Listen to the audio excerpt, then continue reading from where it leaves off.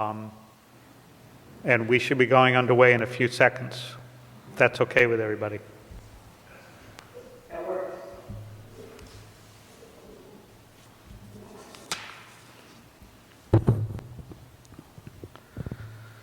So welcome to Senate Health and Human Services Monday version at 3:30 on a Monday afternoon. I will ask the clerk at this point to do a roll for attendance to assess Senator a Miller. quorum. Here. Senator Valverde. Here. Senator Lawson. Here. Senator Bell. Here. Senator Calkin. Here. Senator DeMario. Here. Senator Golden. Senator Paolino. Here. We have a quorum.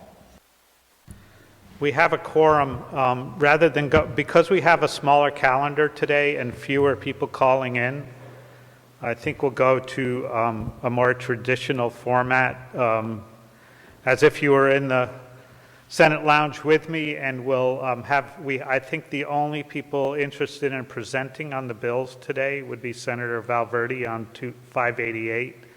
So we'll go to her presentation first and defer for motions on the legislation. These are all bills I anticipate after our hearing the phone-in testimony to be held, but we'll defer to the end of the hearing rather than the beginning of the hearing for that, seeing as we have a limited calendar today. Senator Valverde, do you want to present on 588? Sure. Thank you, Mr. Chairman.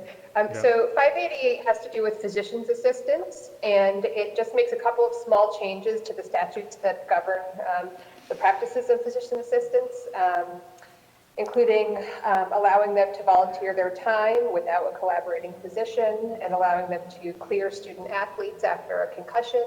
It also provides some contract protections that physicians also have. I know we're going to hear some testimony from a representative from the Rhode Island Academy of Physicians Assistants who will go into deeper detail on the changes being made.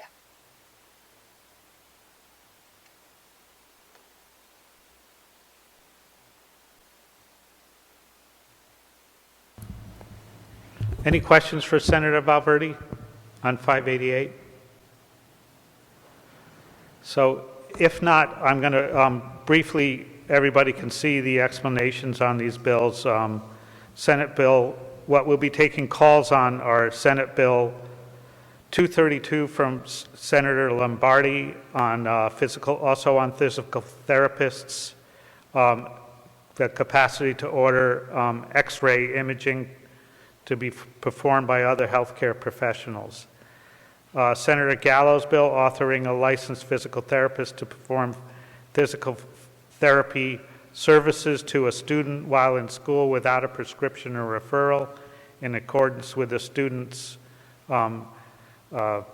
reference to those procedures. Senator Valverde's bill and Senator Chacon's bill that provides consumer protection in eye care services by developing standards and enforcement protocols related to the utilization of assessment mechanism in the provision of eye care services.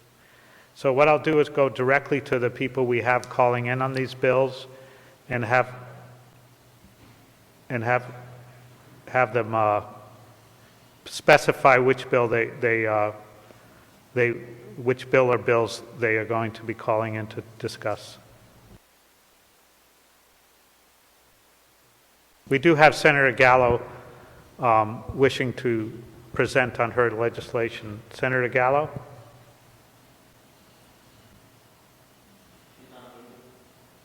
Thank you, Chairman Miller. Yeah. I appreciate you taking time out of your day to hear this bill. What this does is it allows the physical therapist to be able to treat students without having a prescription done every time if it's in their IEP. And if anybody has any questions, I can attempt to answer them. Any questions for Senator Gallo on Bill number 235? Thank you for joining us. Thank you so much, Chairman. I appreciate it. Yeah.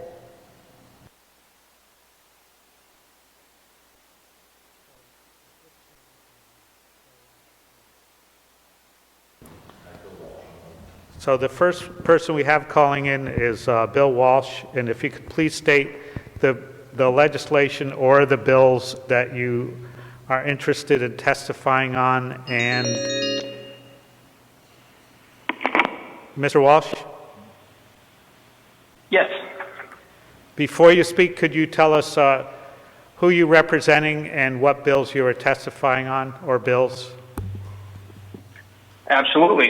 Thank you, Mr. Chairman. My name is Bill Walsh. I'm here on behalf of the Rhode Island Optometric Association in support of Senate 483, the Consumer Protection and Eye Care Act. I'd like to begin by thanking Chairman Chacon, Senators Calkin, Valverde, and Bell for sponsoring this legislation. It's about establishing responsible guardrails for the use of technology in eye health care, in particular as it relates to issuing prescriptions for glasses and contacts through these applications. To be clear, the bill does not ban technology. It ensures that providers use these technologies consistent with the standard of care of in-person clinical settings. And these standards come from laws enacted in other states, specifically Kentucky, Virginia, and Connecticut. So what kind of standards are we requiring here? For the technology, it requires that it would create an interaction between the provider and the patient, whether it's simultaneously or at a later date, collects key information like medical history, prior prescription information, and the data last exam, and it discloses to the patient the scope of use of the technology. And as for providers, which is really where we're focusing in on making sure these things are used appropriately, for them to use these technologies to issue prescriptions for glasses and contacts, it requires that you be a licensed provider in Rhode Island, that you're acting within your scope of practice, conforming to the standard of care of in-person clinical settings, that they actually read and interpret the data, and you consider facts beyond the technology's output, that you can verify the patient that they're aged 18 or more, that you can verify the prescription information, the date of their last exam, that the provider creates a medical record, and that they certify the diagnosis and disclose this key provider information to the patient. The penalties are similar to what's in the Kentucky law, whereby the Department of Health can establish what the particular penalties will be, not to exceed $10,000 per violation. And it provides that this is separate from any other provider penalties already within the purview of the Department of Health. In addition, the Attorney General can file complaints under this law. So about 10 states have enacted versions of the consumer protection law, Maine, Connecticut, Virginia, West Virginia, Kentucky, South Carolina, Georgia, Michigan, Nebraska, and New Mexico. 4 other states have adopted different styles of law: Alabama, Mississippi, Oklahoma, and Kansas. And 4 states have taken action through their regulatory boards: Ohio, South Dakota, Wyoming, and Colorado. And 3 states have addressed a narrow piece of this already through some language within the telemedicine's definitions. This includes New Jersey, Indiana, and Rhode Island. As many of you on this panel recall, in 2016, Senator Golden's telemedicine law made clear that these technologies are not telemedicine and thus ineligible for insurance reimbursement. However, companies still market their online eye tests for private pay, stating, skip the line at your doctor's office, and charging at times as much or more than a copay for a comprehensive eye exam, even though the service that they may be getting is about 1/12 of what is provided on an in-person comprehensive eye exam. So we feel that leaving this issue unregulated poses risks to consumers and undermines comprehensive eye health care. You'll hear from some doctors based in Rhode Island tonight that will further explain why this is important and evidenced by some of the patient stories that they've experienced. You'll also may hear from entities who operate these technologies and who simply prefer to have no regulation whatsoever. This came across in Kentucky when a more comprehensive bill was introduced, and later, when the version that was enacted passed, they were praised for taking many of the steps here and making that the standard that they went with. So we know these regulations can work for them. It's operating in these states that they've already done it. And we're frustrated that they just don't want to have any regulation if they can avoid them. So what we're asking is please protect consumers and safeguard comprehensive eye health exam by passing this bill. Lastly, we did receive some requests for clarification from my colleague Leonard Lopes on behalf of FGX regarding glasses known as readers. The bill is not intended to cover them, and we're happy to work with clarifying language on the definitions accordingly to address their concerns. With that, I'm happy to answer any questions, and I appreciate your time. Senator Bell has a question. Thank you so much, Mr. Chairman. Mr. Walsh, one of my the reasons why I co-sponsored this bill is I am very concerned about these corporations that attempt to provide online services that are really not equivalent to in-person services. I recently went back to contacts because my eye prescription has shifted since I got laser surgery. And when I went in to get fitted for contacts, they found out that the prescription they'd inferred from my glasses prescription was not correct. And because of the in-person visit and being seen there and having the ability to say, no, this isn't quite right, and when they tested me, they refined my prescription. So, I really believe in the importance of these protections. The question I wanted to ask you is, we got some written testimony, actually in opposition to the bill, arguing it doesn't go far enough to provide an array of protections. And you mentioned that in the Kentucky legislation, it was more comprehensive. What are the main differences between the Rhode Island legislation and the Kentucky legislation? And do you think that there are things that we could do to enhance this or to make it more comprehensive to ensure the most appropriate medically based protections? Thank you very much for the question, Senator. Last year, and this is not the first iteration, many on the committee will remember, we've been here with different variations over the years trying to address and tackle this issue in a lot of different ways. And we spent a significant amount of time heading into COVID anyway, working with partners in ophthalmology about different states' languages that have started to build up, because there is no one true kind of guide bill to use here, and different states have felt comfortable addressing these safeguards in different ways. Last year we did try to go with a full Kentucky version, so to say, and the piece that we were unfortunately, due to COVID, not able to have a full discussion before this committee, but we did have discussion in the other chamber. And objections were raised about the level of hoops that have to be jumped through for the entity to register, comply, and further regulate the presence of the corporation. And so in an effort to try and focus in on how do we actually, what are the core things that we need here? The technology is subject to change in a lot of ways. So what we did was really put the burden back on the provider. And so we're asking doctors, ophthalmologists, and optometrists to make sure that if you are going to go down this path, we want the burden to be on them to responsibly use it. And so we felt that in an effort to try and meet some of these companies in the middle, so to say, not to water it down in a way that renders this meaningless, but to say, okay, if this is really about the care that's being provided and the services that consumers are looking for, or patients in the case of what we focus on, is how do we best get the burdens and the benefits to be balanced? And what we found was holding the providers accountable is something that is not objectionable. You expect from your doctor that when you go to see them, they know what they're doing and they know what's best for you, and they can understand that.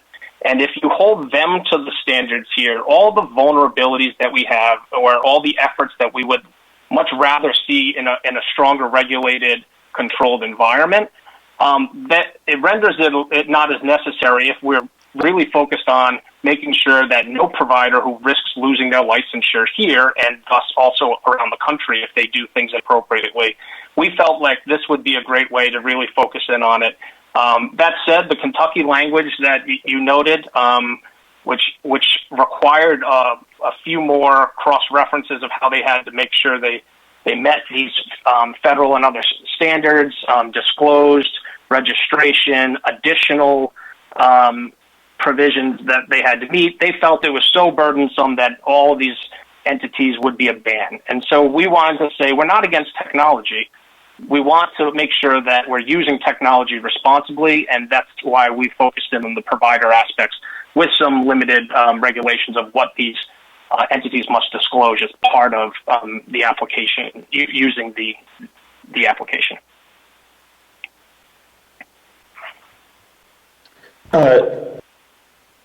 Through the chair, thank you so much. That's a very clarifying response, and helps me understand the policy choices made here. As I often say, I sort of wonder whether I think sometimes we assume that political decisions that were necessary under the old House leadership are going to be necessary under the new House leadership, and I'm not sure that that's the case. I think the new House leadership is much more open to consumer protections that may make certain corporate interests less pleased. One of the specific comments that we got in the written testimony related to questions around HIPAA. So I just wanted to quickly drill down to that specific issue. Part of the assessments that are defined here, practices, do involve the collection of patient information. Now, I understand that there's a clause requiring compliance with all applicable state and federal laws, but I'm wondering if you think that adequate care is made to protect patient medical history. And so because we are requiring that all these assessment mechanisms include collection of medical history information, do you think that we have adequate protections by simply saying that all applicable laws around accessibility must be followed through? Or do you think that there could be some protections put in to strengthen protection of medical information? Thank you very much, Senator, for the question. I would start from the premises right now these entities are operating without any guidelines or requirements that address the issues you're speaking of. So we do believe that it creates a base standard of compliance with medical records retention and all the privacy concerns, and we do believe that those are important. And we'd be happy to work with you and others who have interest to strengthen these if that's the pleasure of the committee and the chamber to move forward. We are very much in support of making sure that all the compliance is there, that it's comprehensive, and people can feel confident that when they engage in these things, that's being used appropriately. Thank you so much. Mr. Walsh, between you and Senator Chacon, you're probably the most consistent two individuals on this legislation, you representing the Optometric Association. And I'm wondering if you could go over if there are any changes to what we've heard in previous years to this version in front of us.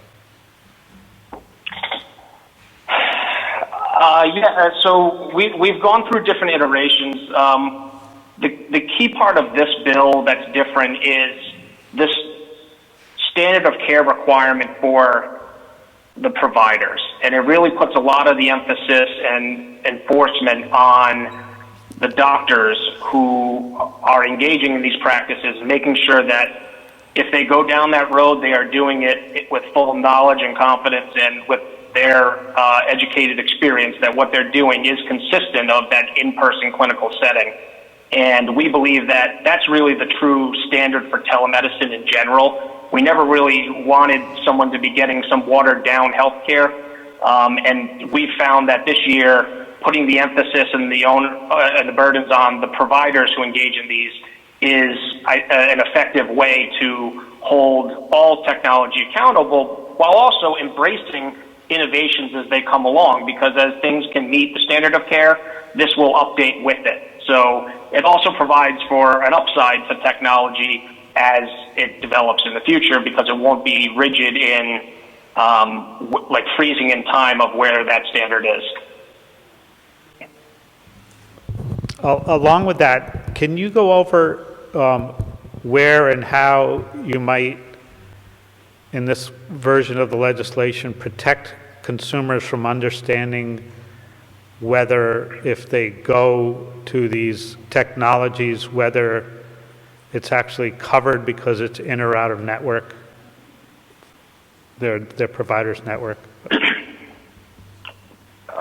Sure. So the requirements for the assessment mechanism get into these disclosures of in advance that this is not a replacement of an in-person comprehensive eye exam. And this is at the bottom of page 2, starting on page 3. That it cannot be used to generate initial prescription for contact lenses or follow-up or first renewal of the initial prescription. This is all about making sure you're fit and everything is appropriate. And that the assessment may only be used if the patient has had an in-person comprehensive eye health exam within the previous 24 months, if the patient is conducting an eye exam or receiving prescriptions for glasses, and that the CDC advises contact lens wearers to visit an eye doctor one time a year or more often needed. I guess to your point, Chairman, we could further refine in here to make clear that this is not available for insurance. That is something that we're not disclosing up front, but the providers are not, or these companies are not allowed to charge under the telemedicine law for these services. There's no reimbursement for it. So I guess to your point, we could further clarify that this is not insurance eligible. Yeah, I think if there was something in there so a consumer could easily assess, I know their insurance companies have been pretty overt about that, but it might help to have it redundant to the legislation also.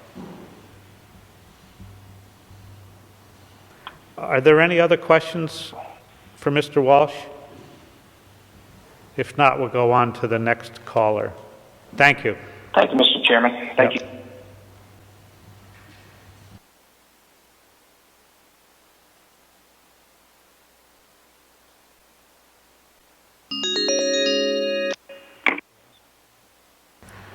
Christopher Grimm. Mr. Grimm? Yes. You're on with the Health and Human Services Committee. Can you just please indicate which bill you're testifying on and to whom you represent, if not yourself? I am testifying on Senate Bill 483, and I am representing Warby Parker. Go right ahead. Mr. Grimm? Yes, sir. Yes. You're on with the Health and Human Services Committee. Can you just please turn down whatever you're listening to us or watching us on, so we don't get that delay. Yep, I just turned off. Was trying to follow along before I testified. Again, my name is Christopher Grimm. I am testifying in opposition to Senate Bill 483 on behalf of Warby Parker. Warby Parker is a vertically integrated eyewear brand founded in 2010 with a mission to provide designer eyewear at affordable prices. We do this by circumventing traditional channels and are able to provide designer-level prescription eyewear at a fraction of the price, going as cheaply as $95. We are opposed to this legislation as we were opposed to prior versions of this bill that were brought up because it is not in line with the American Academy of Ophthalmology guidelines regarding comprehensive eye exams. We have been offering a telemedicine solution called Prescription Check since 2017. Prescription Check is a telehealth solution that allows patients to take a fairly standard vision test online using their mobile phone and computer. The technology confirms that the patient is standing far enough away from the screen that the size of the screen is adequate, and then conducts a vision test remotely. The results of that test, as well as a medical history, are sent to a state licensed ophthalmologist in whatever state the patient resides in, and then that ophthalmologist uses their professional judgment to decide whether or not it is appropriate to renew an existing prescription. So you have to have an existing prescription. You have to upload that prescription into the prescription check system, and then if your vision checks out and you pass the test, a renewed prescription is issued that costs $15. If you do not pass the test, the system will refer you to go see a eye care specialist, an optometrist or ophthalmologist, for an in-person comprehensive eye exam. The American Academy of Ophthalmology's guidelines state the majority of American adults experiencing no change in refractive error or significant ocular disease, routine eye exams are not indicated. For asymptomatic individuals without high risk who are 40 to 54 years old, the interval is every 2 to 4 years. For under 40, there is no such designation. The American Optometric Association has its own guidelines, and they require a comprehensive eye exam at least every 2 years for patients under 64. The issue that we have with this legislation is it is legislating the standard of care. It is taking the decision away from doctors to decide if this technology is appropriate to use, and is mandating that people receive medical care through statute, instead of letting their doctors decide and instead of letting them decide. And that is problematic for a number of reasons. Most states that have regulated ocular telemedicine have not done so in this way. Indiana, Minnesota, Washington, and Virginia, for example, passed laws that Warby Parker was fully supportive of. They put some common sense protections in place to ensure that only licensed optometrists or ophthalmologists were using this technology, and we were behind those 100%. Connecticut and Kentucky passed laws that we were not fully supportive of in either case, because they did exactly what this bill tries to do, which is legislate a standard of care. One additional requirement in this bill that I believe is problematic is the requirement that a provider verify that the patient has received an in-person exam in the past 2 years. This requirement is impossible to meet because there's no requirement that people who are giving comprehensive eye exams upload this data into a central system. How is it possible to verify when someone has received their last inpatient examination? Without that requirement, it is impossible to meet. And I believe this is exactly what the bill's supporters meant when they included it. I think they know that this is impossible to meet. This is an end around for banning ocular telemedicine, which they've been unsuccessful to do for the past 4 years. There's simply no medical reason to prevent ophthalmologists from using their clinical judgment to decide whether tools like prescription check are appropriate. They have years of education and training and are uniquely able to evaluate the appropriate testing methods and technology. Licensed medical professionals and their consenting adult patients can use this emerging technology responsibly. There is no evidence, scientific or anecdotal, that ocular telemedicine technology is unsafe. We have not received a single complaint from any of our patients who have used this platform in any of the states that we offer it, whether there are regulations and laws in those states or not. This legislation is simply a solution in search of a problem and was introduced in the sole purpose of restricting the use of telemedicine. It's not about regulating it. It's not about putting consumer protections in place. It is done with the sole purpose of banning this practice from Rhode Island, something that only 2 other states, Georgia and South Carolina, have done. In light of COVID-19, states are expanding the use of telemedicine to treat various health conditions. Rhode Island should not be going in the opposite direction and creating new restrictions on one of the safest forms of telemedicine available. Thank you, and I'm happy to answer any questions. I just have one question. I do notice that Warby Parker has expanded to having a storefront location in Providence on Thayer Street, I believe it is. And does that in any way change your interaction with this type of legislation? No, it does not. We have retail locations in almost every state. I think we're about to open one in Alaska soon. And we offer prescription check in almost every state where it is allowed under law. And there's been no issue between them. Thank you. Are there any other questions from committee members? Senator Calkin? Thank you, Mr. Chair. More of a comment. So I imagine that, doing some type of eye chart test, online is doable. But what I worry about is when I go to the eye doctor, they do a plethora of tests, check pressure and things like that. They have the little things that go right up to your eyeball. And those are the things that catch things like diabetes or other issues. And I fear that if people start relying on these online tests just to get, their correct vision and, their glasses prescription, things like that, that they could potentially be putting themselves in danger of missing other things that are caught during a in-person eye exam. So that's why I am supportive of the bill and think that those in-person visitations are really important. And Mr. Chair, if I may respond. Yes. I agree. I don't think anyone is saying that an in-person comprehensive eye exam is not important and that it does not capture some of the things that you had mentioned that are not being captured by doing an online vision test.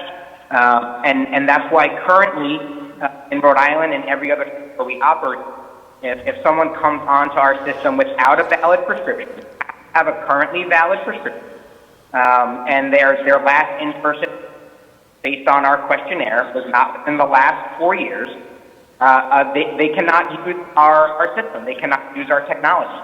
And that interval changes based on age and medical history. So for patients who are older, they may have had to have their last in-person in the 2 years or 1 year. Or if they have other health conditions that would qualify them from using the technology altogether. So I agree. We agree comprehensive eye exams are absolutely an important part of good health care and good preventative care. We currently make sure that people get them within the current guidelines of the emerging technology. And again, everyone using our platform has an existing valid unexpired prescription. And if they have that, and their current glasses, Warby Parker is only using this for glasses currently, and if the current glasses are working fine, there are no issues. There's really no medical reason to not renew that prescription. Any other questions for the committee? Thank you, Mr. Grimm. And Thank you very much. To Senator Calkin's point, I think our next few witnesses on this piece of legislation, and we'll try to go through this piece of legislation completely because it's most of those who have signed up. The next few people you'll be hearing from are doctors of ophthalmology or optometrists, so I'm sure the conversation you started will continue when we hear from them. The next person we are going to try to connect with is Dr. Maria Jablonski.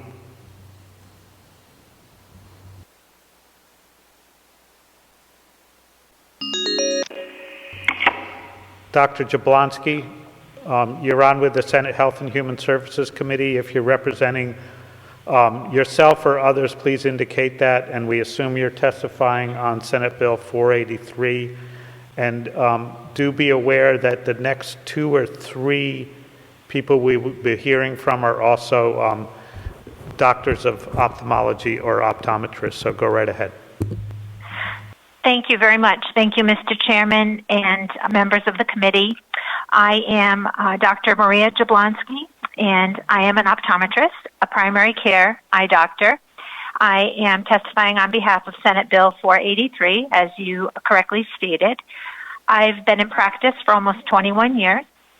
My husband and I are Rhode Island born and bred, and we are raising our boys here. We live in Cranston, and that is also where my private practice is located. So I'd like to thank you for the opportunity to speak today in support of the aptly named Consumer Protection and Eye Care Act. One of the best things about providing primary eye care is the relationship that I am able to have with my patients. It is not uncommon in my practice, and I am sure that my colleagues would tell you the same thing, for me to take care of generations of the same family. I really get to know my patients. They are not merely a set of diagnostic measurements. It is in building these relationships that trust develops and communication flourishes. Together, the doctor and patient can decide on the best options for treatment, including telehealth options. When you combine this with the way optometry has embraced technology and innovation, you have the best of both worlds, and you exceed the standard of care. So I want to make one point very clear. This bill in no way prohibits the use of technology. What we are doing here is trying to illuminate the very real difference between telemedicine, which meets the same standard of care as an in-person examination, and telemarketing, which is what opponents of this bill are doing under the guise of telemedicine. It is clearly evidenced by the way these platforms market their technology. The importance and complexity of an eye examination is trivialized and made out to be an inconvenience. Technology serves us best as an enhancement to patient care, not as a replacement. If first-class eye care is the goal, and it should be the goal of each and every one of us, then these internet-based and remotely operated technologies must have guardrails in place. How can we, in good conscience, give limitless jurisdiction over Rhode Islanders' eye health to out-of-state companies that are not invested in our patients' well-being the way that we are? COVID has forced us to all reimagine our businesses and our ways of doing things. Some changes have been very successful, and we have found even better or more efficient ways to remotely accomplish the same tasks. But in other ways, we understand more clearly than ever where the shortcomings are. I'd like to leave you with a patient encounter that I personally had, which perfectly illustrates where technology by itself falls short, sometimes dangerously so, and where an unsuspecting patient could literally be putting their health in jeopardy by taking an online vision screening, which they have been led to believe is a substitute for their doctor visit. Patients don't know what they don't know. I had a patient, a healthy 21-year-old man with no complaints or concerns, who came in for his annual eye exam and wanted to order more contact lenses. His vision had not changed in the past year. A preliminary gross examination was unremarkable. However, when I looked under his eyelid during slit lamp biomicroscopy, a component of every annual eye examination, I observed a subtle salmon patch that had not been there the year before. This is a growth indicative of lymphoma. So a biopsy was ordered, which confirmed the diagnosis. Through his routine eye examination, we were able to get him the timely referral and treatment that was necessary. And I'm happy to report that this all happened over 5 years ago. Some of you may have heard me tell this story before, and he is now cancer-free and doing great. But where would this young man be today if he had read an eye chart on his phone, taken a selfie of his eyes, which he had been led to believe was a telehealth visit, and gotten the rubber stamp of approval for his contact lens refill? Is that the type of care we want to promote to our neighbors, to our families, to ourselves? Opponents of this bill say claims like this are anecdotal or make up only a very small percentage of cases. Anecdotal. Until it happens to you, or your spouse, or your child. I've heard it argued before, and you will too, that eye doctors are just using tactics in order to keep business in our offices and that the actual incidence of serious problems that lead to blindness or worse is low. They will even allege that primary eye care providers are motivated by money and threatened by competition. Out-of-state retailers interested in boosting their own bottom line, levying false accusations at doctors who took an oath to do no harm. It's laughable, it's insulting, and it's downright dangerous. I went into this profession to take care of people and the precious gift of vision. I respectfully ask for your full support of the Consumer Protection and Eye Care Act, and I am happy to answer any questions that you may have. Thank you. Any questions for Dr. Jablonski? I want to thank you for calling in. Thank you very much. So next we are going to try to connect with Dr. Paul Zerbanopoulos. I hope I did an adequate job of pronouncing that.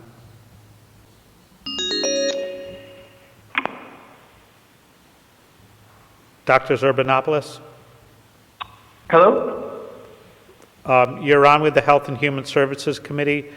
Just please indicate whether you're testifying on behalf of yourself, and we are to assume you're testifying on behalf of, on 483.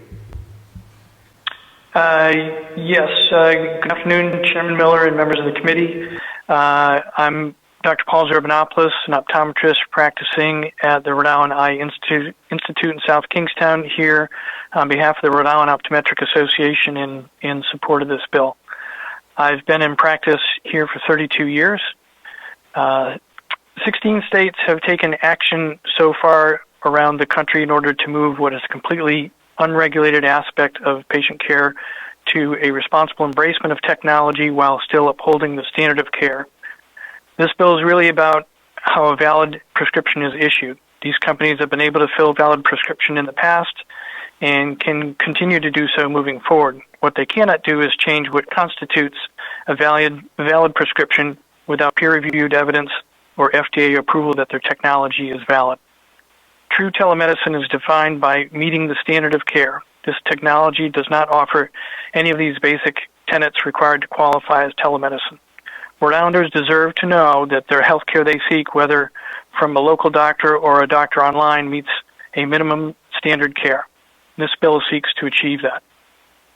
Work and life in general become much more difficult without vision, and your two eyes cannot be replaced. None of these companies' technologies will screen for the top 3 causes of vision loss: glaucoma, macular degeneration, or diabetic eye disease. Yet this technology has historically been promoted to consumers as an opportunity to, quote, skip the eye doctor, close quote. There's no cost savings, as they would lead you to believe. Their fee is for 1/12 of an eye exam, the refractive component only. The fee for their limited unproven technology will be the same copay as a comprehensive exam. So why pay for 1/12 of an exam when you can have a comprehensive exam for the same price and be reassured your eyes are free from sight-threatening diseases? In summary, we're seeking guidelines for the responsible deployment of new technology that meets the current standard of care. It does not put unsuspecting patients and Rhode Islanders at unnecessary risk of irreversible vision loss. I'm happy to answer any questions. Any questions for Dr. Zerbanopoulos? Thank you for calling in. Next we go to Dr. Stephen Montecchia.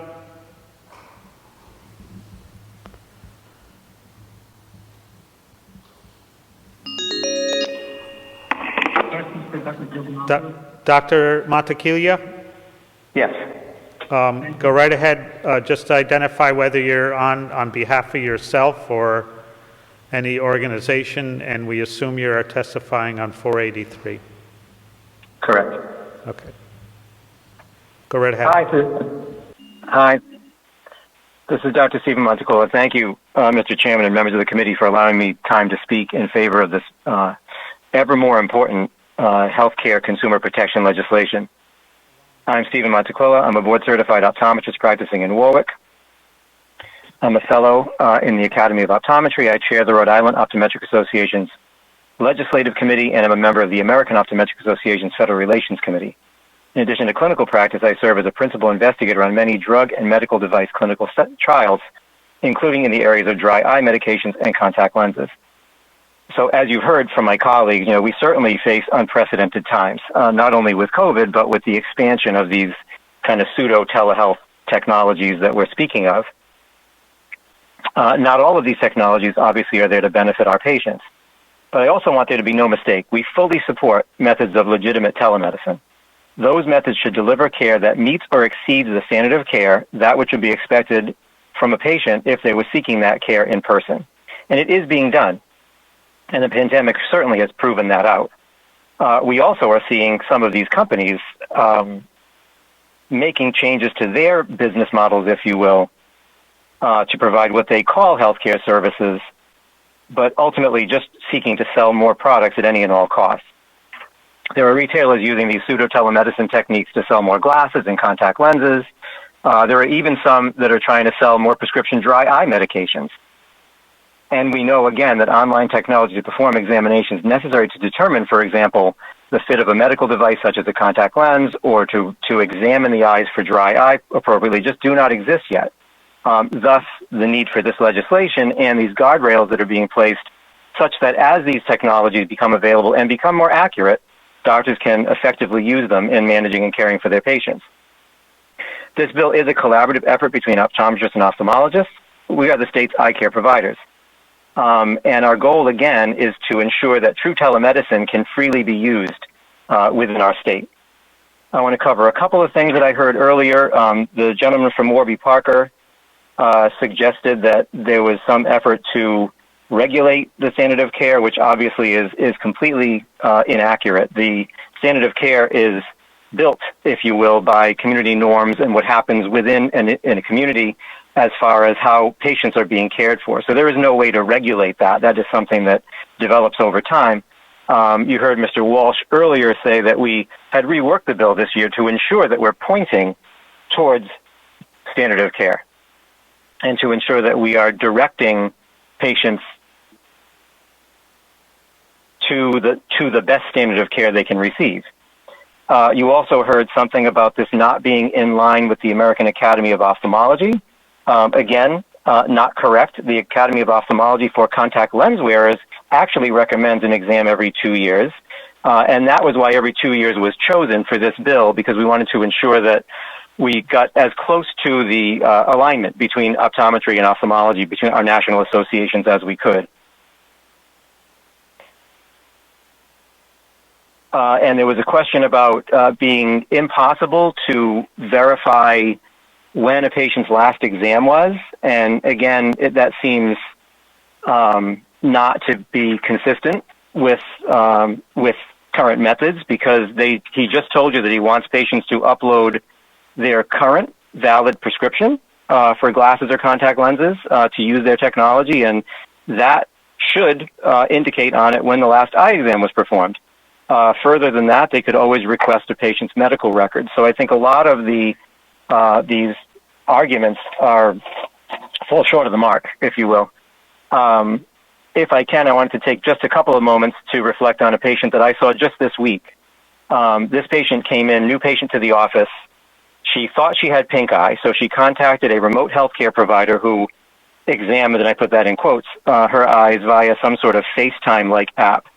The app had no ability to provide a magnified image of the eye, so again, inconsistent with the standard of care. The doctor treated her for what the patient thought she had. She gave her something for pink eye, and of course, several days passed and the patient's condition worsened. So she went to a walk-in, and the doctor at the walk-in very quickly said, we don't have the technology here to examine you. You need to go to an eye doctor. When I saw her, she had an ulceration on the surface of the eye, something that can easily be seen with the right examination techniques. Fortunately for her, we were able to get her onto the correct medication, and she's doing very well and hopefully avoiding permanent vision loss. But however, unfortunately for her, she had to pay for a couple of office visits, several medications, and then finally saw me to be able to properly treat her condition. So again, all of this could have been avoided had that very first doctor said, I can't meet the standard of care perhaps there need to be some guardrails in place to guide doctors to that end result, unfortunately, and get them to the point where patients are actually cared for appropriately. So I wonder to myself, are the acts of these companies, is it ignorance? Is it desperation? They seem to be trying to hold on to the lies that they keep telling themselves and us. They fight regulation, but we should be asking, why are they fighting regulation when, in fact, they're turning around and claiming that they provide high-quality care? Really, we should look for a truthful assessment of their technologies, and I think that would expose, in many cases, the fact that they just can't get to a standard of care that would comport with what a patient would receive if they received that care in person. Thank you for your time and attention. I'll be happy to answer any questions that you may have. Any questions for Dr. Montecchio? Thank you for calling in. Thank you. Next, we'll go to Kyle Zebley.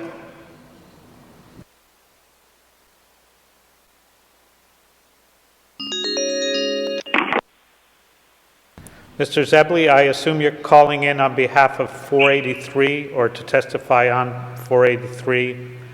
Please indicate where you're testifying on behalf of yourself or another entity. Sure thing. My name is Kyle Zebley. I'm the Director of Public Policy for the American Telemedicine Association, who I am testifying on behalf of. Go right ahead. Thanks so much to the members of the committee for giving me this opportunity. On behalf of the American Telemedicine Association and the over 400 organizations we represent, I am writing to express our opposition to this underlying bill.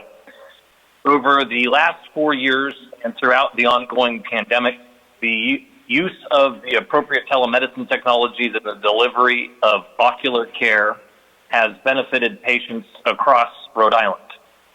Senate Bill 483 represents a step backwards for Rhode Island's state telemedicine policy as it relates to ocular care. Yes? I'm sorry, go right ahead. Oh, sorry. As it would make it much more difficult for Rhode Islanders to access their ocular care services in a safe and efficient manner.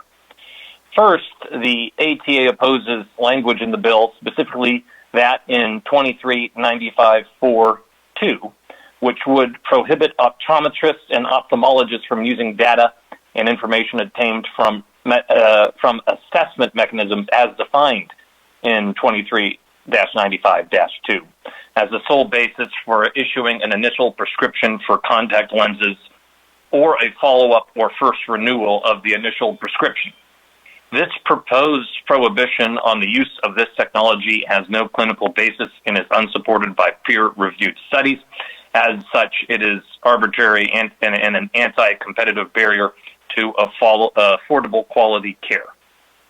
As patients and consumers seek out more convenient and affordable means of accessing healthcare services, state legislatures should not pick and choose which modalities are more appropriate than others in the delivery of those services. Instead, lawmakers should defer this decision to licensed medical professionals who are qualified to determine which technologies are necessary to meet the standard of care for the condition presented by the patient. This provision would ban the use of technology in the delivery of ocular telemedicine in Rhode Island, reversing a policy that has benefited thousands of the state's residents throughout the last 4 years by allowing them to renew their contact lens prescriptions from the comfort and safety of their homes. Additionally, our organization has concerns about language in the bill which requires patients to have an in-person eye examination at least once every 24 months before receiving visual aid glasses or contact lenses. While the ATA understands that the legislature wishes to maximize patient safety, the 24-month condition presented in Senate Bill 483 is both arbitrary and clinically unjustified. According to the Centers for Disease Control and Prevention, recommendations as to how often patients should engage in an in-person examination are formulated by ocular care professionals after taking a patient's age, medical history, and other factors into consideration. Practitioners may instruct their contact lens-wearing patients to receive a yearly contact lens check. However, this can be done safely and efficiently through the appropriate telemedicine technologies. mandating that patients receive an in-person examination every 24 months in order to obtain their glasses and contacts prescription presents unnecessary barriers to their efforts to access ocular care. The ATA maintains that licensed healthcare professionals can leverage the innovations and technology to reach more patients in a more affordable manner. Arbitrary requirements that mandate in-person office visits present barriers to patients who want to access healthcare through telemedicine technologies. Such requirements that are presented without clinical substantiation should be viewed as anti-competitive provisions and thus not in the public interest. Thank you so much to the committee for your interest in ocular telemedicine. We urge you and your colleagues to consider our concerns and the consequences for Rhode Island patients if this legislation were passed in its current form. Let us know how we can be helpful in your efforts. Thank you so much. I have a question for you. As you may know, this committee and myself have been involved in pretty expansive legislation around the access to telemedicine. But I do have a question based on your testimony. You talked about practices available under telemedicine specific to ophthalmology or optometry.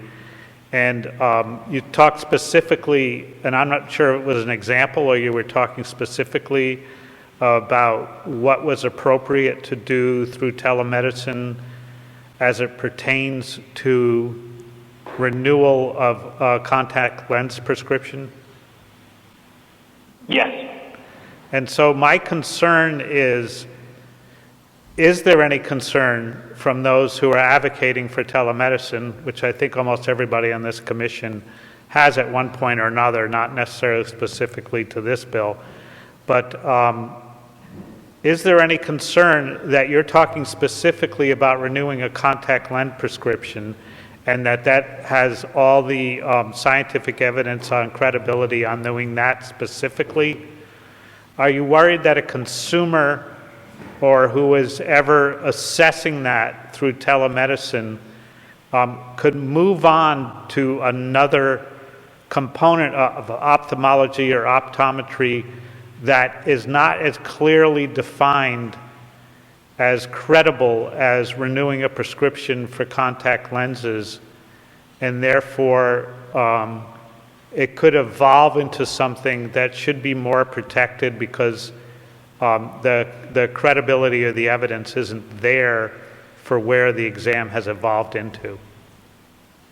Yeah, thank you so much for that question. I would say that what we're asking for is for the appropriate oversight authorities for medical practitioners to determine whether or not a practitioner in question has upheld the appropriate standard of care, rather than for the legislature to put such a requirement as this in-person examination every 24 months. A practitioner doing their due diligence, upholding the appropriate standard of care to maintain their license should be accountable if they are doing what's right for their patient or not doing what's right for their patient. So we don't think it needs to be put down in legislative text as this draft legislation does. Does that make sense, sir? Yeah, but it doesn't quite get to my concern in that a patient might be on a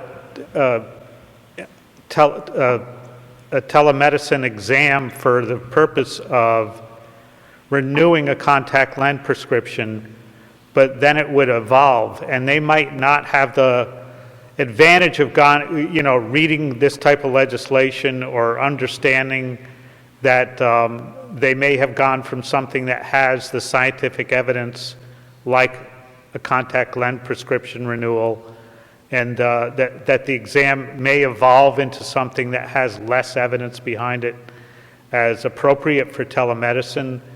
And so if we lean towards the protection of a consumer, how do we not reference as legislators this kind of legislation to protect a consumer from that potential evolution of an exam? Certainly, I understand what you're saying, and I would just follow up, sir, that I believe that the the oversight authorities in place in Rhode Island to protect patients are in place and to bring accountability to practitioners who are delivering medicine either in person or through telemedicine. And so we think that would be the appropriate place for adjudication if somebody is not abiding by the appropriate standard of care and it is not upholding their end of maintaining their license. And so I know it's very similar to the last answer I gave you, and so perhaps I'm not quite answering as I'm not getting quite at what you like, but I do think that it's the consumer should be protected by medical boards and those oversight authorities that are maintaining these licenses.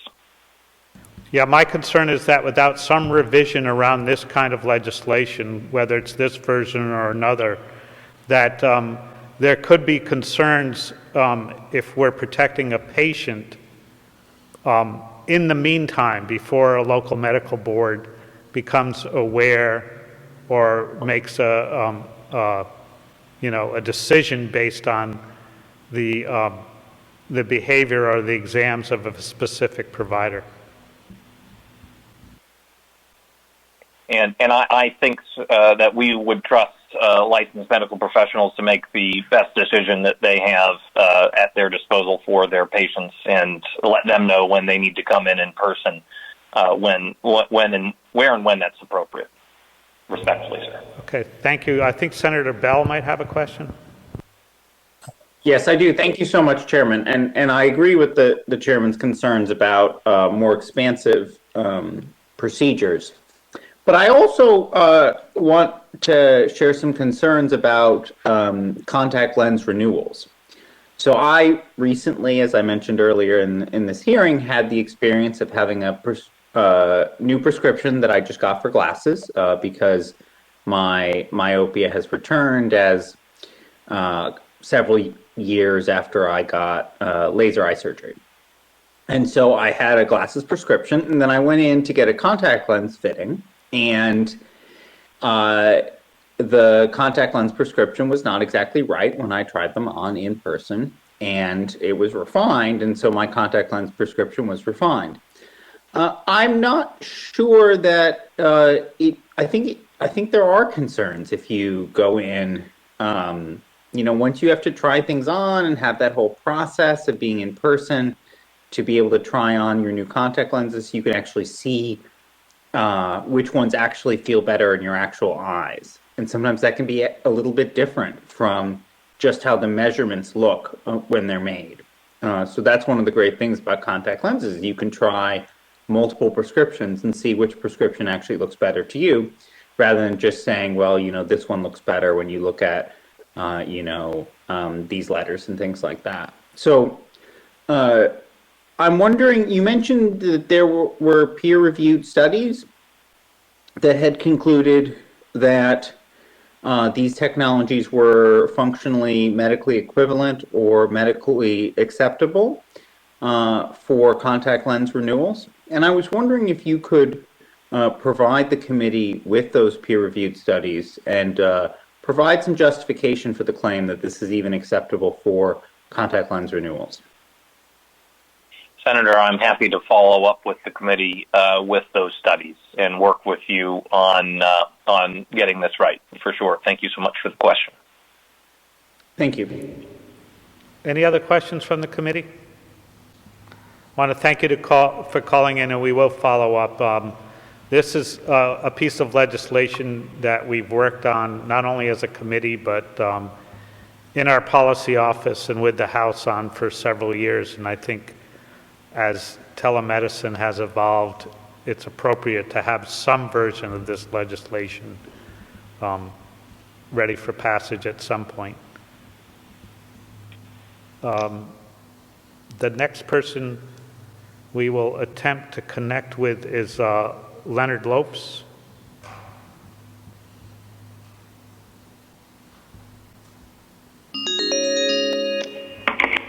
Mr. Lopes?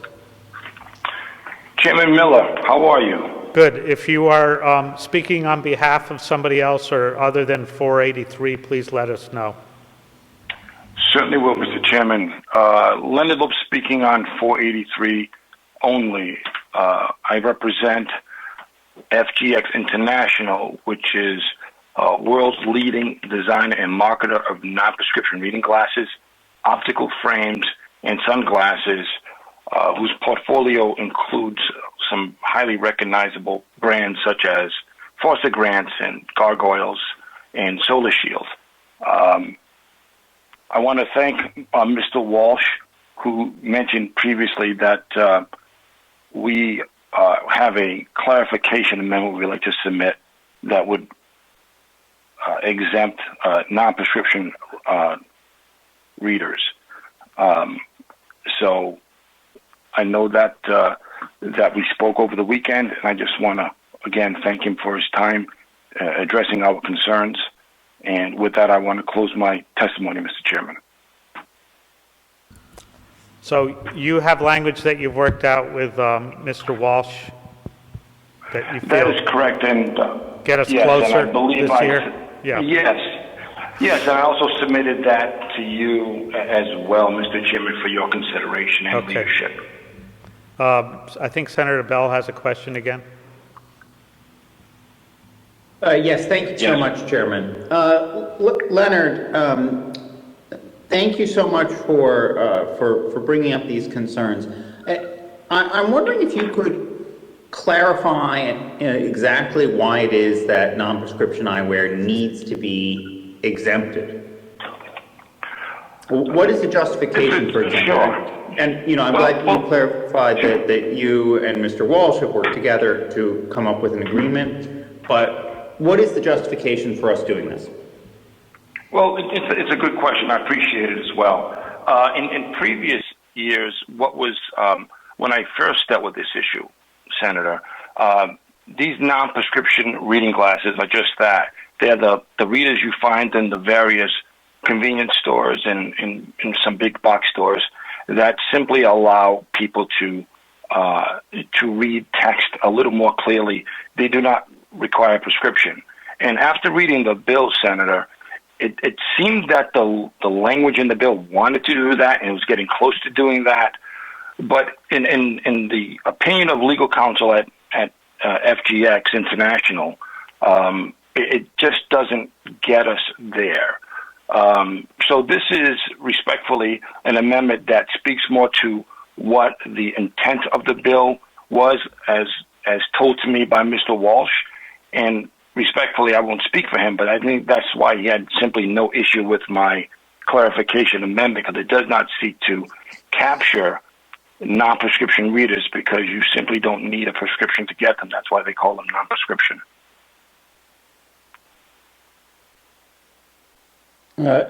Senator Bell has a follow-up. Yes, thank you, Mr. Chairman. Again, Lenny, if I can just clarify this, could you just give us the basic argument of why it's not medically necessary? It's not, there's no strong medical reason to have a prescription, to have this kind of protection for these kinds of glasses. Why it wouldn't be beneficial to start requiring prescriptions. Can you just give us that argument about why it is that these non-prescription glasses are okay, we don't need regulations to ensure that people get the right prescription? Can you just present that just so that we can understand exactly why it is so important that this group be exempted? Well, it's okay, I'll bring it to you this way. These types of non-prescription readers have been in law for quite some time. And when I first started, just to give you some background, not to bore you, there was some discussion about the diopter strength or magnification strength that is appropriate. And we had a robust discussion, much like today, about what would be the appropriate magnification that would be acceptable here in Rhode Island. And we decided on a slight increase. In Massachusetts and neighboring states, they have I believe, a much higher magnification allowance than in Rhode Island. And I give you that boring information for this purpose. It was never intended, nor will it ever be intended, that persons using readers would not or should not go to see see their the ophthalmologists and optometrists to get their yearly exams. However, there is a need for these types of reading glasses so that a person could spend a smaller amount of money, if you will, to correct something that does not require prescription, so that the consumer then can make that decision. It's not meant to usurp the authority of their own doctor, but rather to provide a cost-effective, efficient way for people who know they need a little bit of assistance to go ahead and get that corrective lens to be able to read. Thank you so much. That is helpful. Anytime, Senator. Appreciate the questions. Any other questions? Thank you. We'll move on to the next person who wishes to call in.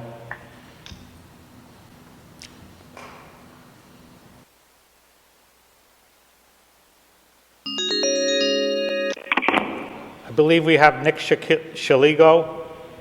Mr. Shaligo? Yes, Mr. Chair. Can you hear me? Yes, go right ahead. Just let us know if you're calling in on behalf of yourself or if you're representing an entity. Please identify that, and we assume that you're also calling in on 483 and not any of the other bills on our calendar right now. Yes, sir. Once again, my name is Nick Shiligo. I'm here representing 1-800-CONTACTS. We are the nation's largest contact lens retailer, and we represent more than 15,000 customers in Rhode Island. We're also a member of Americans for Vision Care Innovation, which is a bipartisan coalition of consumer groups, trade associations, think tanks, and companies advocating for innovative technologies that promote low-cost access to vision care needs for underserved populations. It's been mentioned several times during the testimony that this is a bill that's been worked on for several years. In that several years, we've continued to maintain access to for consumers to access these telemedicine platforms, not only in Rhode Island, but in almost 40 other states. A lot of what I was going to mention has been addressed by previous presenters, and so I'd like to just touch on a few points that have been mentioned by the opposition. First, trying to define the technology and the services that we're providing not as telemedicine, but as something else. I would note that the only individuals that have spoken up in support of the bill are optometrists and not ophthalmologists. Ophthalmologists are the medical doctors that practice medicine and not optometry. And we've heard from the American Telemedicine Association defending that these services are valid. Additionally, I would note that there has been some discussion about the validity of these services and the mention of the fact that they're a rubber stamp. I would point out that these services use Rhode Island licensed physicians regulated under the Board of Medicine, take the same oath of or similar oath to protect patients and do no harm, and that they're not a rubber stamp. In fact, our service has a 30% rate of disqualification, which then pushes people back to optometry practices for in-person care when it's appropriate. There was a mention that the AAO guidance requires 1 to 2 year time frame for contact lens wearers to get a comprehensive exam. That is false. If you look at the entirety of the clinical guidance put out by the American Academy of Ophthalmology, you'll note that they require a comprehensive exam based on regular intervals dependent on someone's age and pre-existing condition. Those intervals align with the previous presenter from Warby Parker, so I won't go over those again.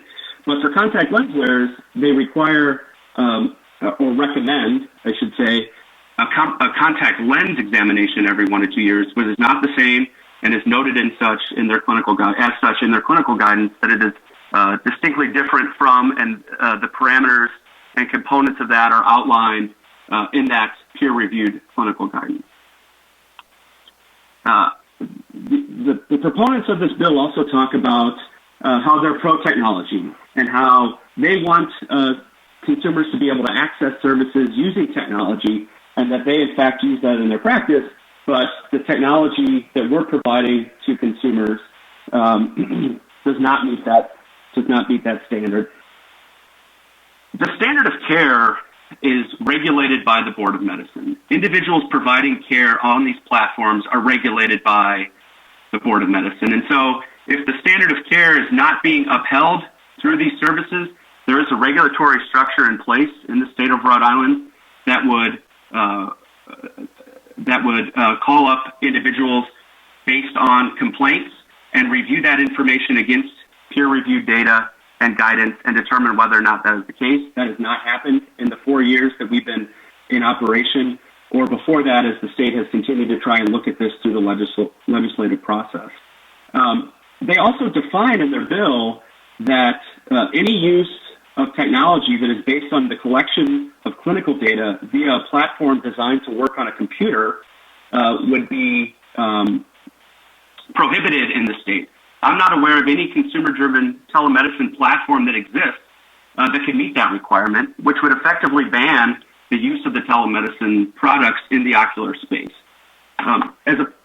Going back to the comments that were made as it relates to dangers and efficacy, I think we've covered that in talking about what the AAO has put out. But in terms of danger, we've run as a company over 1 million tests in 4 years. We are not aware of a single malpractice claim, adverse event, or consumer-driven complaint to a medical board in Rhode Island or any of the other states where our physicians are licensed to practice in providing care to patients that are desperately looking for alternatives to the traditional model. We believe that this demonstrates that the services can be used safely and effectively, and I appreciate your time and willingness to listen to us on this issue. Happy to answer any questions that anyone might have.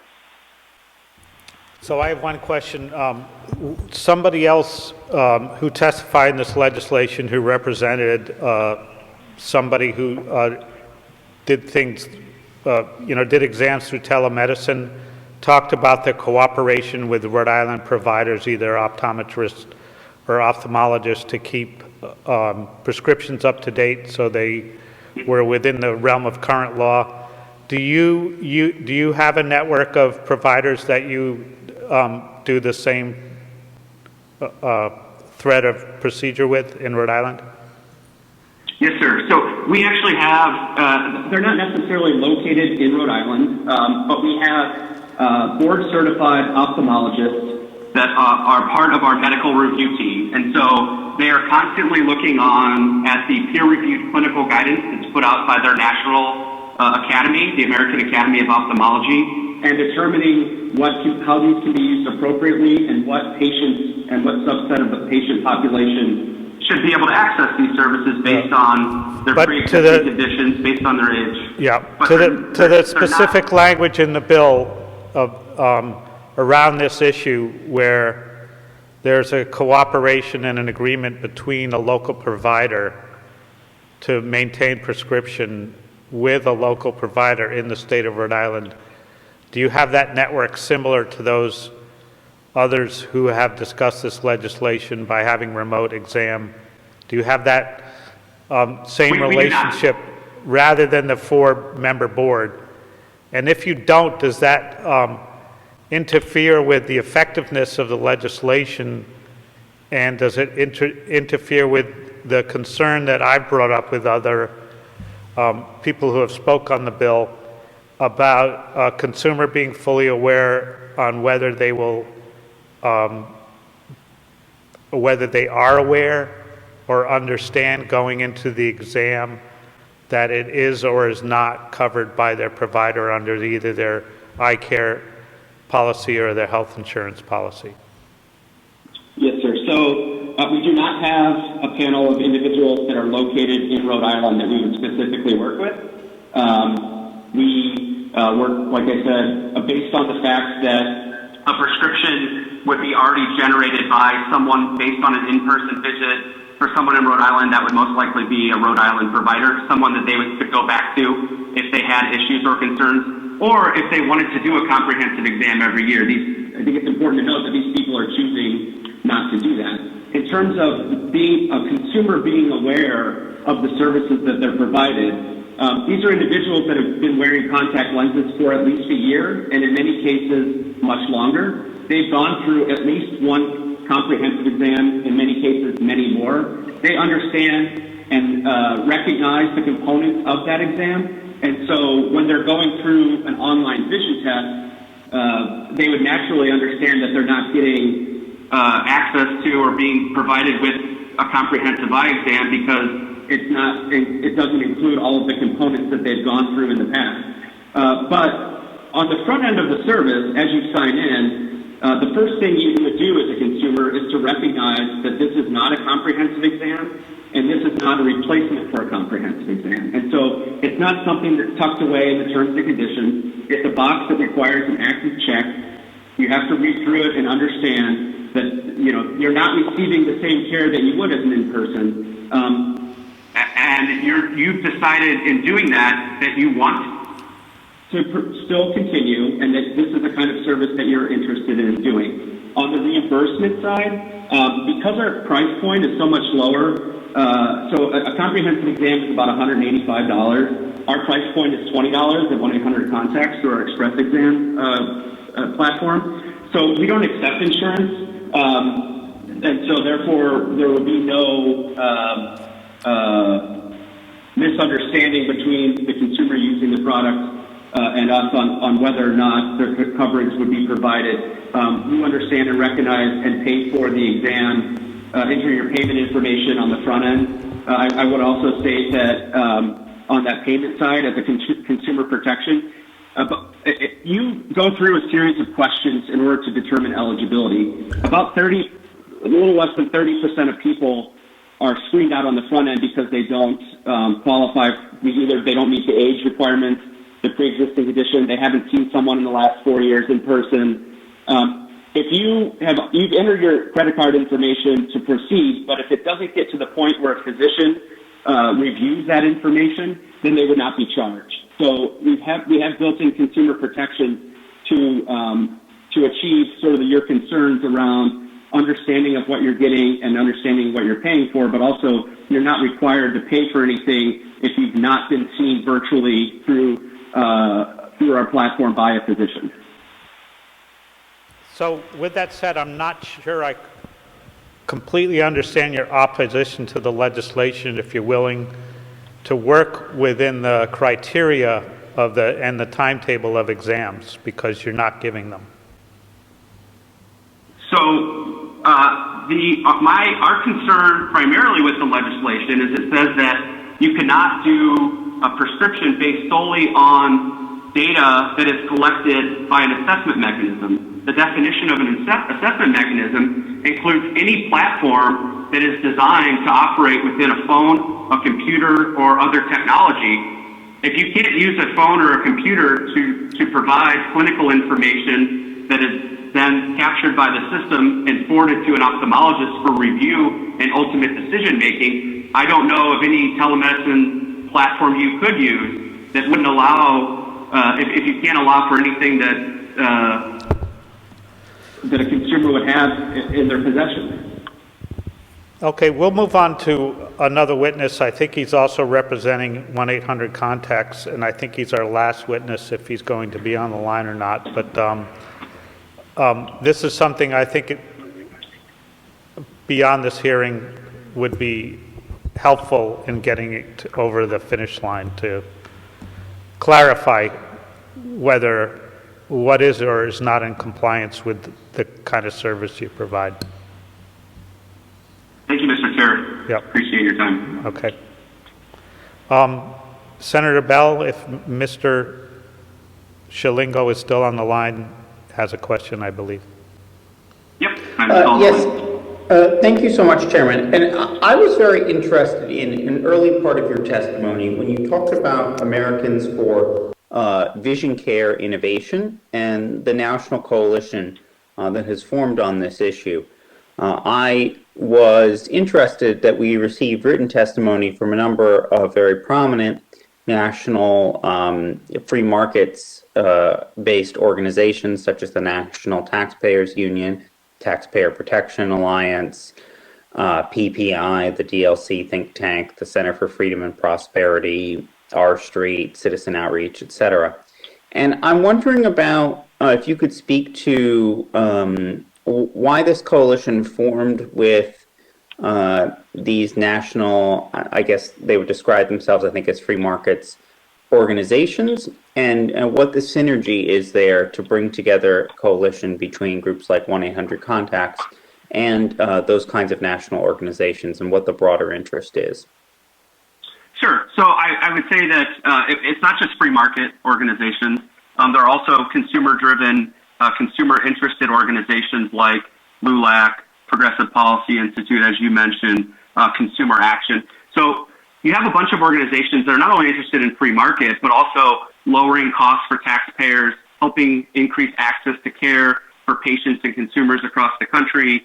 And so as we discussed with groups and came together as a coalition, the idea that there are platforms out there that can ease access, lower costs, increase utilization, and can address taxpayer issues in some cases.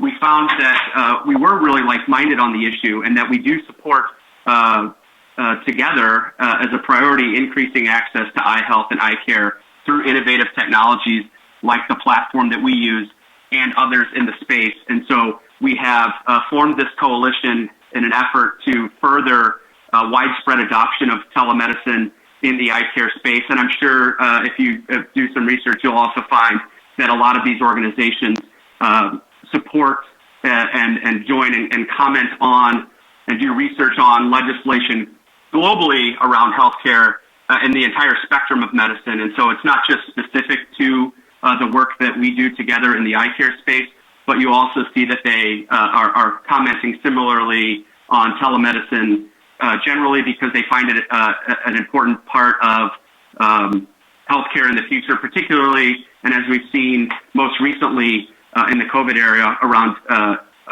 individuals not being able to get access to care. And so telemedicine has proven to be an opportunity for that, and so they support that interest. Thank you. Mm-hmm. Any other questions?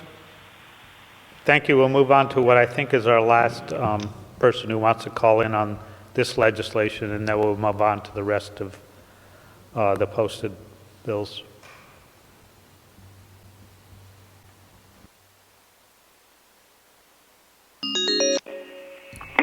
Generally, because they find it an important part of Mr. Goldberg? Particularly, yes. Can you turn off your feed so we don't get the delay? Oh, certainly. Thank you. Yep. And just state on who you represent, and we assume you're testifying on 483 and that alone. If not, you can correct me. No, Mr. Chairman. 483 is correct, and I'm before your committee this afternoon on behalf of 1-800-CONTACTS, and CVS Health also has issues with the bill as it pertains to telemedicine. Having said that, I know the afternoon has been long, and you've heard a lot of concentrated testimony on one issue. I just would like to make a couple of general observations about the legislation and some of the testimony I've heard today. What this legislation is seeking to do, it's seeking to restrict ongoing existing behavior of people, not to allow something new, but to take away something that has been done and is being done successfully for years in the state, albeit with no complaints or issues arising. I also like to make clear that my clients, as far as I'm aware, have no objection to, if somebody wants a comprehensive eye exam, having it whenever they want it. We're not looking to step between that. Now, the national societies, particularly the American Ophthalmological Association, the MD doctors, have set forth the criteria and what they think the standard of care is. This bill is trying to legislate a different standard of care. Contrary to what one of the witnesses testified earlier today, that a standard of care is local, it is not. Rhode Island has specifically adopted a national standard of care approach. Additionally, there's a $10,000 penalty for violation of this section, which seems to be intended for no other reason than have a chilling effect on telemedicine. Once again, we believe that 24 months is not the standard of care. If you look at the national associations, it's very patient dependent. Now, if based on the testimony I heard today about optometrists wanting to see and needing to see a patient more than that, they have the patient in the chair. By definition, it's a patient of theirs. They can tell the patient right then and there, I need to see you this date, no later. But to legislate a requirement like this seems to me to be putting the government between the doctor and the patient. And having said that, obviously my clients vigorously oppose this legislation. I want to thank the committee and the prior committees, both House and Senate, for the attention they've devoted to this issue. Lastly, telemedicine is something that's evolving at lightning speed, as is all medicine, as we've seen in the pandemic. Legislating restrictions today may be out of date by tomorrow. This is not an area for legislation. If it's doctor-patient, have the doctors tell the patient when they need to see him. Otherwise, there's a national standard for what's appropriate, and go by the national standard. It's not for government to overrule that standard. With that being said, Mr. Chairman, I know you've been patient this afternoon, and that's all I have to say at this time. Any questions for Mr. Goldberg from the committee? Thank you for calling in. At this point, we'll try to move on to other legislation. I believe that completes most of the testimony for 483. So next we'll go back to other legislation, and I believe the first person we'll try to call in is Greg Doucette.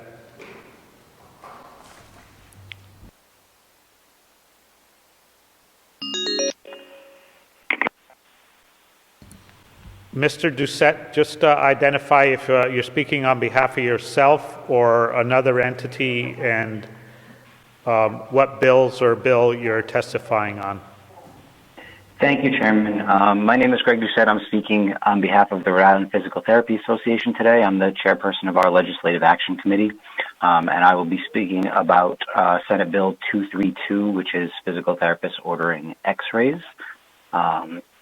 So this basically what we're looking to do with this bill is fill a gap in the healthcare continuum that causes patients time, money, and actually pain. In the current circumstances, if I have a patient who I determine requires an image, the current system is that they're required to return to a physician, have that physician refer them for an image, go and have the image taken, and then return to the physician again before they come back to me. So that's at a minimum 5-step process that requires different levels of copay at each step, and also requires anywhere from a minimum of 72 hours, and I've seen it take up to 2 weeks. So essentially what we're trying to do is have physical therapists as primary care practitioners in the state of Rhode Island under direct access have the ability to order imaging so that we can make sure that these patients can get treated in a timely manner with the best information available through these x-rays. Right now, during that 72 to 2 week period, we have people that are either out of work or unable to care for their families. They are in pain, and as a result, potentially looking for alternative ways to manage that pain, including opiates. and essentially they're just not able to function normally like they would be, and like we would like to help them. We would like to be able to help them do.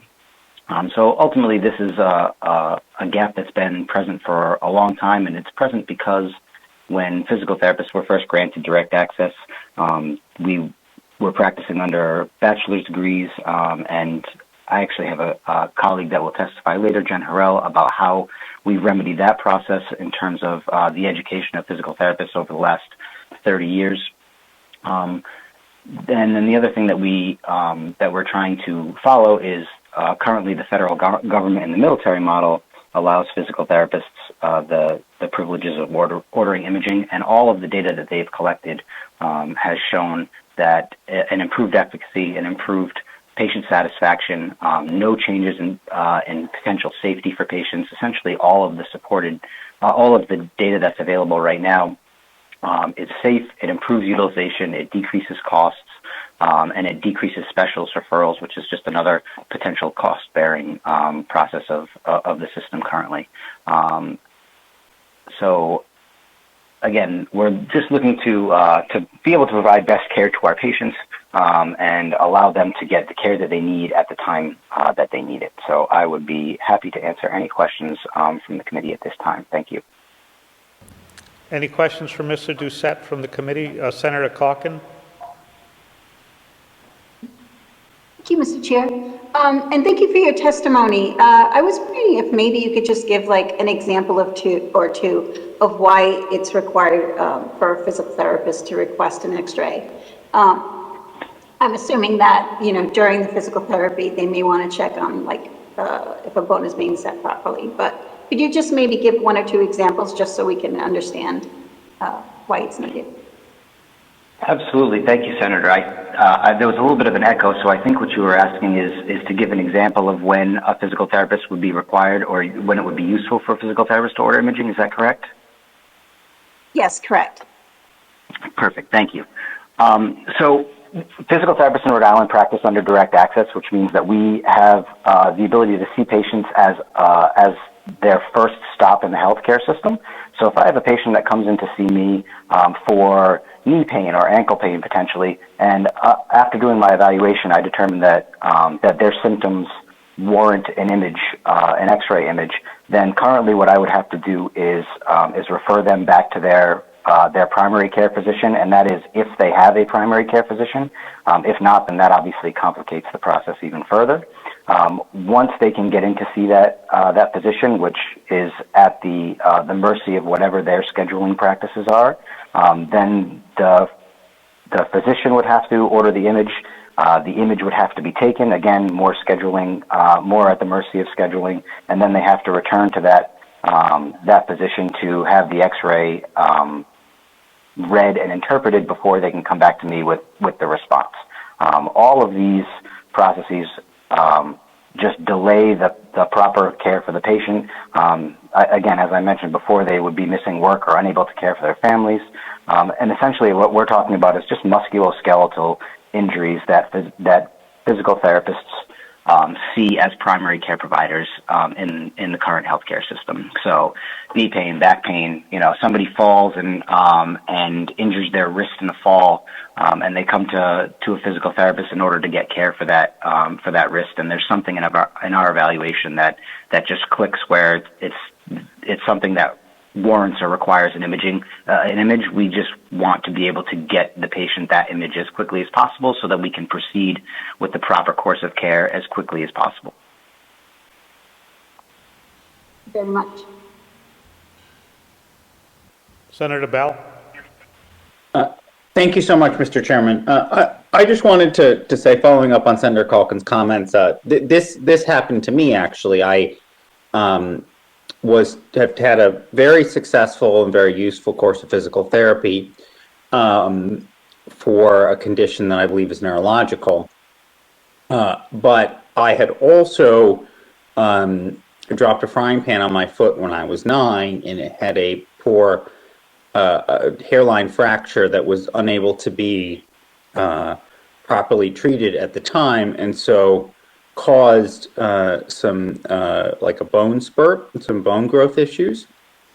And the physical therapist was interested in whether it could have some relevance to my physical therapy treatments today, but was unable to order an X-ray specifically because physical therapists are not able to order X-rays. And so eventually we were able to get an X-ray. I think, I forget, it was my primary care doctor or some sort of specialist who ordered a skeletal survey. And it turned out not to have any particular relevance, that it had healed subsequently. But I do think that, it was a good reminder for me of how there can be plenty of reasons why a physical therapist might well want to be able to order an X-ray. And it could be very useful. The physical therapist should be aware of the conditions of bones, and I think it can often have a high relevance to physical therapy. So I strongly support this legislation. I think that we should move it forwards. And I just wanted to share my story of why I think this is important legislation. And I want to commend Senator Lombardi for introducing it. I'm looking forward to the hearing. We don't have a personal connection to a piece of legislation that Senator Bell will share with us. Seems very injury prone lately. Well, I have had plenty of experience with physical therapy. So on physical therapy legislation, I often have a personal connection to it. This was when I was 9. I have not broken any bones since then. So I'm on a good run myself, where the last time I was in a hospital or needed any kind of treatment that would connect me to hospitalization was when I was 13. So I'm on a good run. So are there any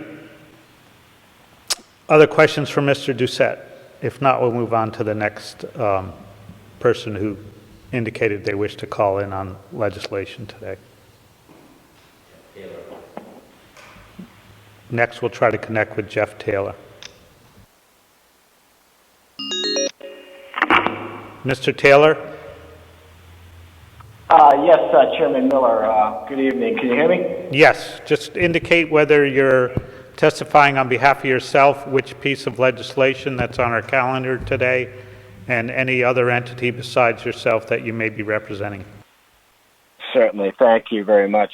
I'm Jeff Taylor, and I am speaking on behalf of my client, the Rhode Island Physical Therapists Association, and I'm speaking today to you in support of Senate Bill 235, sponsored by Senator Gallo. And I want to thank Senator Gallo over the last few years for her leadership on this issue, and once again in her explanation on the bill a little early. Just to recap, this is the bill that would authorize licensed physical therapists to perform physical therapy services to a student while in school without a prescription or referral. So just to really quickly summarize the process and what this bill is trying to correct. In Rhode Island, physical therapists have direct access to students requiring physical therapy services in accordance with their individual learning plan that's assigned to them, or their IEP. So direct access basically just means that the physical therapist can provide those services without a referral from a physician. And a physician is often included in and consulted as a team that puts together the IEP. So there is interaction with a physician who is consulted when coming up with the services provided, particularly on the physical therapy side. What's happened on occasion is that due to the way that referrals for providers services like physical therapy occurs, after 90 days, that referral or prescription expires for services, and what's required is a referral back in for those continuation of those services. And what happens is that when that prescription is required, it kind of ruins the continuity of services in the case of the students. So they have to go back, get a referral. There's an interruption of services, and the school-based PT providers have encountered problems in getting those referrals in a timely manner. Sometimes it sets the student's learning program back. It's technically in violation of their IEP, and it creates a disruption of service for the students. So in passing this legislation, it will clarify that based on the IEP and the services provided in there, that referral is not required after 90 days, and the continuation of educational services in conformance with their IEP can work through for the entire school year. So that's basically what this is doing. Just to inform the committee also, this bill passed the full Senate back in 2019, and it was Senate Bill 187.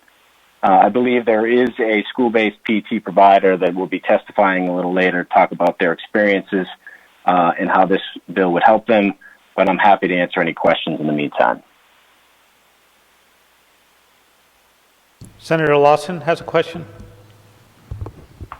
Thank you, Chairman.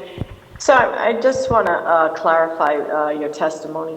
So are you saying that every time a student has an IEP, they need a prescription for the physical therapy, and it only lasts for 90 days? So in an instance where for some reason the IEP was canceled and you were unable to reconvene within the 90 days, then you'd have to go through the process all over again and get another prescription. Do I understand that correctly?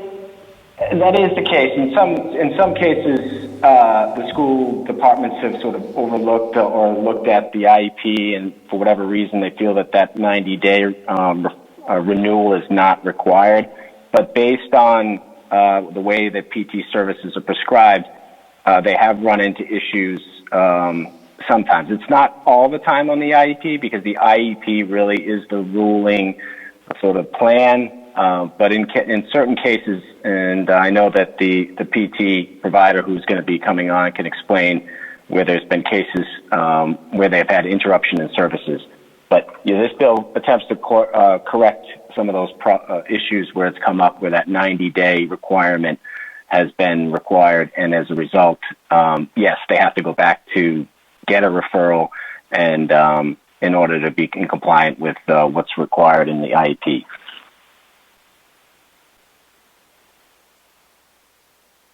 Thank you. Any other questions for Mr. Taylor? Senator Calkin has one. Thank you, Mr. Chair. Just for clarification purposes, this is only like for a student that has had a prescription in the past, and it's so not having to wait for a renewal. This isn't like first time requirement of physical therapy. Is that correct? No, this is only in the case where the IEP is set forth, and that's done at the beginning of the school year. And then, the IEP is set by a team, and that often includes, if the student does need physical therapy services, it does include a physician or any other services that require a physician prescription or referral.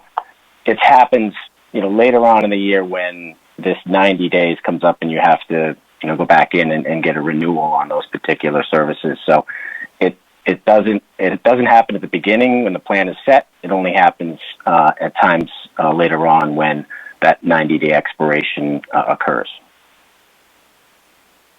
Thank you for clarifying. Senator Bell. Thank you so much, Mr. Chair. And thank you for highlighting that this bill had previously passed the Senate, and I believe we passed it unanimously, and I think I voted for it at the time.